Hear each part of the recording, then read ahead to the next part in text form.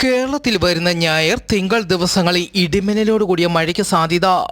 ഇടിമിന്നലിന് സാധ്യതയുള്ളതിനാൽ പൊതുജനങ്ങൾ ജാഗ്രത പാലിക്കണമെന്നും ഇടിമിന്നലിൻ്റെ ആദ്യ ലക്ഷണം കണ്ടുകഴിഞ്ഞാൽ ഉടൻ തന്നെ സുരക്ഷിതമായ കെട്ടിടത്തിനുള്ളിലേക്ക് മാറുക. തുറസായ സ്ഥലങ്ങളിൽ തുടരുന്നത് ഇടിമിന്നലേൽക്കാനുള്ള സാധ്യത വർദ്ധിപ്പിക്കും. ശക്തമായ കാറ്റിനും ഇടിമിന്നലിനും സാധ്യതയുള്ള ഘട്ടത്തിൽ ജനലും വാതിലും അടച്ചിടുക.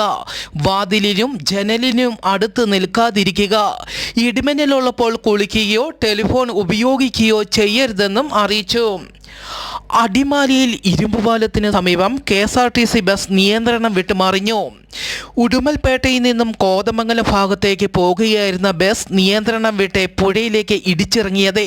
അപകടത്തിൽ ആർക്കും കാര്യമായ പരിക്കുകളില്ല എന്ന് റിപ്പോർട്ടുകൾ.